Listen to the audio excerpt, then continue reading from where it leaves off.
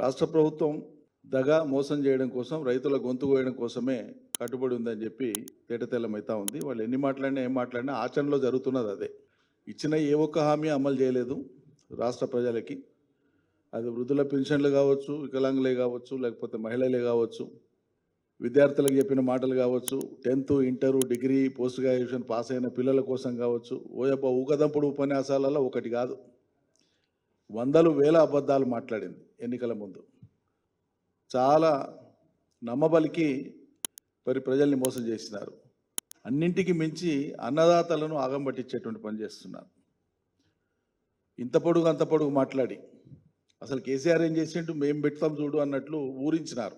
ఇక కూర్చోండి వడ్డిస్తాం, అన్నం వడ్డిస్తాం, ఇక కూర్చోండి అని చెప్పిండ్రు, కూర్చోబెట్టిండ్రు. ఆకలి అవుతుంది ఏమాయంటే 6 నెలలు ఆగండి అంటున్నారు. ఏ సీజన్కు ఆ సీజన్లో, ఏ సమయానికి ఆ సమయంలో జరగాల్సినటువంటి పనులను ప్రభుత్వం ద్వారా ఇవ్వాల్సినటువంటివి, రైతు బంధు కానీ రుణమాఫీ కానీ ఇవన్నీ అమలు చేయాల్సి చేయకుండా ఏదో ఒక సాకు, ఏదో ఒక కారణాలు చెప్పి కాలయాపన చేస్తూ వస్తున్నారు. 2 సీజన్లు అయిపోయింది వాళ్ళ ప్రభుత్వం వచ్చినాక.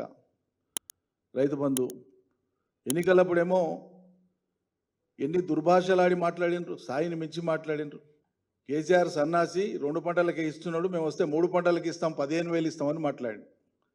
ఆ మాట్లాడినైనా నేను వేరే పదజాలం వాడను, కానీ సంస్కారం సభ్యత ఉంది మాకు. గుర్తు చేస్తున్న వాళ్ళ కుసంస్కారాన్ని. నీ 15,000 ఇచ్చే దేవుడు ఎరుగు, 10,000 గతి ఏమైంది?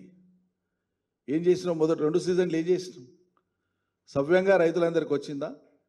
ఎకరా ఇచ్చి నెల, 2 ఎకరాలు ఇచ్చి మరో నెల, 3 ఎకరాలు ఇచ్చి మరో నెల, ఎకరా ఇవ్వడానికే 190 తిప్పలు పడి ఆ 10,000 ఇవ్వడానికే, ఆ 10,000 లెక్కన ఇవ్వడానికే 190 తిప్పలు పడి 2 సీజన్లను సంపూర్ణంగా కూడా ఇవ్వాలటికి 2 సీజన్లు. 3వ సీజన్ వచ్చింది ఇప్పుడు. ఈ 3వ సీజన్ వచ్చినప్పుడు వాళ్ళ ప్రభుత్వం వచ్చినాక 3వ సీజన్. ఇప్పుడు ఏం మాట్లాడుతున్నారు వాళ్ళు? మాట్లాడేటువంటి మాట 2 విషయాలు ఇక్కడ ముఖ్యంగా ఇవాళ నేను చెప్పదలుచుకుంది, రాష్ట్ర రైతాంగానికి గుర్తు చేయదలుచుకుంది. ఒకటి రైతు బంధు, వాళ్ళ పరిభాషలో రైతు భరోసా. 2 రుణమాఫీ. గుట్టలు గట్లకు కూడా పోయినాయి రైతు బంధు, అందుకే ఎవరికి ఇవ్వాలనో చూసి ఇవ్వాలి. కాబట్టి మరి మీ సర్కారు వచ్చినాక 2 సార్లు మా లెక్క ప్రకారంగా అందరికీ ఇవ్వలే, సంపూర్ణం చేయలే రైతు బంధు. పోనీ మీ లెక్క ప్రకారంగా, మీరు అనుకున్న ప్రకారంగా మొత్తం ఇచ్చినామని మీ ప్రగల్భాలే నిజమే అనుకుందాం. మరి 2 సీజన్లు మీరు ఎట్లా ఇచ్చినారు? ఎవరికి ఇచ్చినారు? ఆ గుట్టలు గట్లు ఉన్నది ఎందుకు సవరించలే? ఎక్కడైనా ఉంటే రైతు బంధు ఇచ్చేది వ్యవసాయ భూమికి, దాని ప్రాతిపదిక ఏంది? పట్టదారు పాస్ పుస్తకం. పట్టదారు పాస్ పుస్తకం ఉన్న ప్రతి రైతుకు ఇస్తాం. రైతుకి ఇచ్చినాక ఏదైనా ఒక రైతు ఏదైనా కారణం చేత ఇంట్లో ప్రమాదమో లేకుంటే మరోటో ఏదైనా సంభవించి చేయకపోతే మళ్ళీ సీజన్ చేసుకుంటాడు వ్యవసాయం. కానీ మీరు అన్నట్లే, మీరు అపవాదు మోపినట్లే, లేదా కొంతమంది దుష్ప్రచారం చేసినట్లే ఎక్కడైనా కొండలకు, గుట్టలకు, రాళ్లకు, రప్పలకు కూడా ఇచ్చిండ్రు అని మీరైతే ప్రచారం చేస్తున్నారో, మరి అదైతే 2 సీజన్లు మీరు ఎట్లా ఇస్తారు? ప్రభుత్వం చెప్తున్నదంతా కూడా కుంటి సాకులు, హేతుబద్ధతకు నిలబడని వాదన వాళ్ళు చేసేటువంటిది. చిన్నపిల్లలకు అర్థమవుతుంది. రైతాంగానికి ఒక రైతు బంధు కాదు, రైతు బీమా కింద కరెంటు రైతాంగానికి ఉచితంగా ఇచ్చింది, సబ్సిడీ భరించే దాని మీద, రైతుల పంటలు కొనడం కోసం ప్రభుత్వం నష్టపోయి పంటల కొనుగోళ్ల మీద, విత్తనాల ఎరువుల మీద ఇచ్చిన సబ్సిడీ, రైతులకు నీళ్ళు ఇవ్వడం కోసం చేపట్టినటువంటి మైనర్ ఇరిగేషన్ పునరుద్ధరణ, మిషన్ కాకతీయ పనులు, రైతాంగానికి నీళ్ళు ఇవ్వడం కోసం పెండింగ్ ప్రాజెక్టుల పూర్తి, కొత్త ప్రాజెక్టుల నిర్మాణం. 9.5 ఏళ్ల తెలంగాణ కేసీఆర్ నాయకత్వాన ప్రభుత్వంలో సుమారు 4.5 లక్షల కోట్ల రూపాయలు. మేమేదో రుణమాఫీ చేస్తే 31,000 కోట్లది ఇంత గొప్పగా చెప్పే ప్రయత్నం చేస్తున్నారు. ఆ ఫిగర్ని ఏదో పెద్ద ఆకాశానికి అంటేటట్లు మీటర్ పెట్టి చూపించే ప్రయత్నం చేస్తున్నారు. సంతోషం, రైతుకు ఎంత ముట్టినా వీఆర్ హ్యాపీ. కానీ మేము 4.5 లక్షల కోట్ల రూపాయలు ఇచ్చినమే. తెలంగాణ ప్రభుత్వం మొత్తం పాలనా కాలంలో ఖర్చు పెట్టిన దాంట్లో సింహభాగం వ్యవసాయ రంగానికి పెట్టినాం. ఇది కాదని లేని వాస్తవం కాదా? దీంతోనే కదా ఇవాళ తెలంగాణ పల్లెసీమలని బాగుపడ్డాయి.